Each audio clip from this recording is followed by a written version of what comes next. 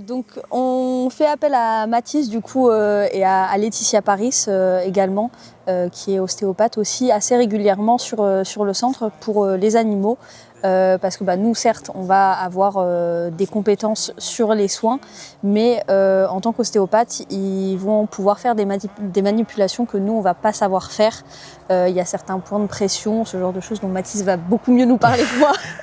Mais voilà, c'est des compétences qu'eux vont avoir et qu'il faut avoir un réel impact sur le bien-être déjà des animaux, parce que ça va réduire leur douleur, et sur l'amélioration et la rapidité de leur réhabilitation. Donc du coup, il a des genres de troubles neuro. On ne sait pas exactement si c'est vraiment neurologique, si c'est de la carence, mais il garde la tête toujours côté gauche et il la met souvent en arrière. Et il a du mal à s'alimenter ou vous arrivez à donner ? Il est en gavage. Okay. Il est complètement en gavage, plus hydratation le matin et le soir. Il reste bien vif. Bon. Pour le coup, là-dessus, il n'y a pas de souci. Du coup, moi, j'ai les gants, mais Mathis, il met pas les gants. Tu peux nous expliquer pourquoi ? Alors, en gros, moi, je mets pas de gants parce que du coup, notamment dans la palpe et après les tests articulaires que je viens effectuer, j'ai besoin de ressentir si on a des zones de chaleur, de gonflement. Mais du coup, c'est vrai que ça me permet d'être un peu plus précis. Puis en plus, même au contact, ne serait-ce que pour la qualité de la peau et des plumes, ça donne souvent des bons indices sur l'état général de l'animal. Par contre, musculairement, je veux dire, il se tient et il est vraiment gainé. Même là, du coup, comme il bouge un peu, il essaie de récupérer. Et moi, je sens qu'il a une vraie force, quoi. Je veux dire, en tout cas dans les ailes. Même d'un point de vue articulaire, j'ai pas de craquement, pas de bruit, pas de sensibilité ou de contraction qui font penser à des problèmes ostéo-articulaires ou traumatiques. Investiguer après un peu plus ce qui se passe au niveau des cervicales, voir comment ça évolue. Je regarde juste la base des cervicales et après on arrête de l'embêter. Le but, alors, c'est qu'en fait, comme l'a dit très justement Delphine, c'est que nous, avec Laetitia, on intervient en fait sur le après. Vous avez des compétences qui font que en fait, vous êtes capable de soigner, récupérer, soigner, faire les premiers soins, ne serait-ce que du côté plaie, des bandages, le côté urgence, toute la nutrition. Et en fait, nous, on arrive vraiment sur du pré-relâché en théorie. En tout cas, on est en phase sur des problématiques locomotrices. L'animal va mieux, on est en récupération et nous, on est là pour du check-up, donc de mobilité, sur justement, type le héron, des problématiques de grosse luxation. On attend un certain temps de cicatrisation, que ça se cale, puis on intervient sur la rééducation, en fait, la mobilité, avant de relâcher l'animal notamment. Donc du coup, le héron, donc lui, tu l'avais déjà vu. Il avait du coup la patte, l'articulation du talon qui était luxée, même carrément disloquée. En fait, les deux articulations se touchaient plus. Là, ça s'est nettement amélioré. Il vole maintenant et il se tient vraiment bien debout. Il mange, il fait sa vie et il se muscle en volière, quoi. Mais là, on a vraiment une belle amélioration sur les pattes. Alors là, du coup, le but, c'est de checker la mobilité et remobiliser les tarses. Alors la toute première fois où je l'ai vu, ça craquait encore et ça bougeait beaucoup, donc on avait décidé de ne pas intervenir parce qu'il fallait laisser le temps de cicatrisation et du fait que ça se cale. Et après, au bout de la deuxième fois, on avait un gros manque de mobilité, il boitait assez fort. Donc du coup, là, pareil, c'était travailler sur les axes principaux, donc surtout flexion-extension. Et après, pas trop l'embêter sur le reste, sachant que ça allait bien. C'était du travail très très local. Et là, franchement, on a effectivement une nette amélioration, ne serait-ce que dans ses réflexes, sa façon de bouger ses pattes. Du coup, c'est dingue que ça se soit amélioré comme ça, parce que pour le coup, quand on l'a récupéré, quand on a fait la radio, on était très très défaitiste. On pensait vraiment pas que ça marcherait. Et toi tu l'as vu, on a dit on tente le coup, mais on avait très peu d'espoir sur le fait qu'il arrive à retenir sa patte correctement, à avoir de la mobilité, quoi. Oui. Donc c'est impressionnant sur une patte aussi endommagée à l'origine d'avoir un si bon résultat. Ouais, puis pour l'utilité en plus que lui il en a au quotidien, dans sa chasse en plus.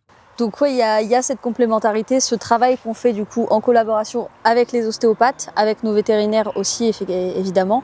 Et donc il va y avoir ces différents points de vue qui vont permettre même si nous parfois on va se dire qu'il y a peut-être quelque chose qui va être faisable sur un individu, au final en discutant, en manipulant avec les ostéopathes ou en voyant avec nos vétérinaires, on va se rendre compte que il y a des choses qui vont pas pouvoir marcher et qui vont empêcher la bonne réhabilitation de l'animal. Donc permettent de prendre des décisions plus rapidement, d'éviter des souffrances à des animaux.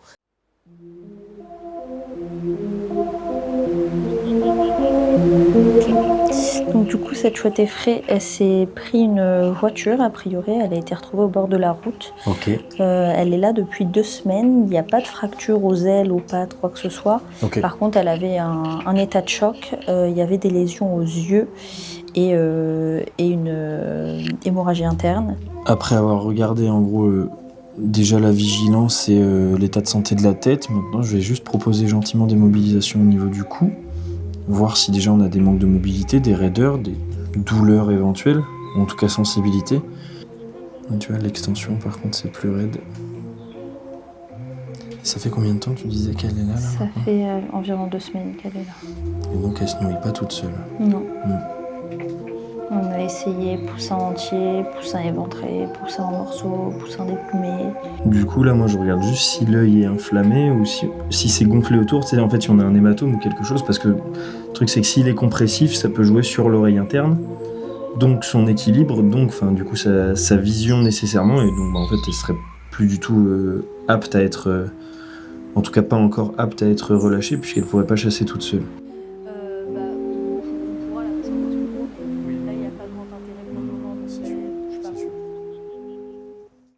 Et sens inverse également, nous parfois on peut penser, comme typiquement sur le héron encore une fois, on pensait à l'origine que ce serait pas du tout faisable et au final en discutant on voit qu'il y a des choses qui peuvent marcher, on teste.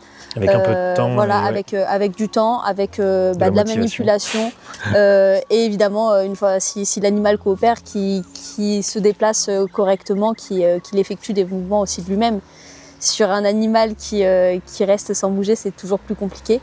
Mais au moins, ça permet de prendre des bonnes décisions pour tous les animaux. Ok, donc là, on est sur un écureuil, une femelle qui s'était pris une voiture. Donc elle, tu l'as déjà vue, elle avait son bassin du coup qui était complètement paralysé, on va dire. Paralysé, ouais. Il y avait très très peu de réaction, juste aux stimuli. Mais aucune mobilisation de sa part. Et là, on a une belle amélioration. Elle commence à grimper vraiment à la cage. On va regarder les réflexes au niveau des pattes déjà. Si on propose une extension. Ok. Vers l'arrière. Très bien ça. Ben, tu vois, n'empêche, au bout de la 3e fois, on a quand même une belle amélioration au niveau de la mobilité. Même la qualité du mouvement. Même ses réactions en tant que telles, c'est beaucoup plus vif et beaucoup plus réactif de suite, parce qu'avant on pouvait lui pincer très très fort la patte, elle réagissait très peu. J'ai pincé volontairement, tu sais, la tubérosité calcanéenne, le tarse, et ça c'est bien, au moins c'est un bon signe de réflexe. Tu pinces doucement, ça, c'est pas grave, ça l'embête un peu évidemment, mais bon. Allez, une dernière fois pour celui-là et après j'arrête de t'embêter. Ouais, c'est cool ça. En plus, j'ai même pas forcément stimulé vraiment. Ok. Et du coup, nous, avec Laetitia, alors on intervient, on est globalement dans le secteur des Landes, et on intervient sur plusieurs types d'animaux. Alors là, en l'occurrence, voilà, c'est de la faune sauvage, des rapaces, mais sinon, on fait tous les deux du mixte, donc on agit sur plusieurs espèces, que ce soit chiens, chats, chevaux, bovins, dans le secteur des Landes, à domicile ou en cabinet. Voilà. Donc là, cette bondrée, donc pareil, elle, tu l'as déjà vue. Ouais. Donc il y avait une sorte de garrot autour de la patte, et il y avait très très peu de réaction dans la patte. Donc là, ça lui a un petit peu dévié la patte, ça a créé un petit cal. Mais la patte, elle l'utilise vraiment bien. Maintenant, elle s'accroche avec. On a une belle réaction quand on stimule. Ok. Ouais, on a quand même récupéré une bonne mobilité, même en flexion-extension. Et effectivement, on a une fermeture qui est déjà plus importante en statique sur celle-là. Mais bon, d'un autre côté, c'est vrai que par rapport au début, est-ce que c'était... ça s'améliore quand même bien. Et après, ce qui est important chez les bondrées, c'est quand même que la patte ait justement une bonne mobilité, parce qu'elle va venir gratter au sol pour aller fouiller et aller trouver les essaims de guêpes, d'abeilles solitaires, ce genre d'espèces-là, dont elles se délectent de leur nid et des insectes, quoi.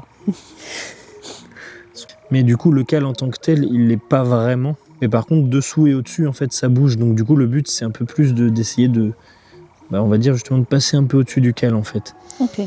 essayer de voir si on arrive, alors réaxer, ce sera très très léger, mais dans tous les cas, comme on disait, ça l'handicape pas vraiment. Oui. Mais Donc au ça moins sera lui toujours permettre, plus. ouais, c'est ça, lui permettre une bonne mobilité de poignet, au moins. Et surtout justement pas de douleur, d'escarre ou ce genre de choses.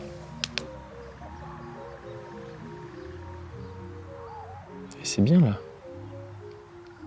Donc merci beaucoup Mathis, merci à Merci. Laetitia qui n'est pas là Ouais. aujourd'hui, mais qui fait du travail avec nous depuis très Super très boulot. longtemps, depuis des années elle travaille avec nous. Donc on est très content de vous avoir. Merci beaucoup.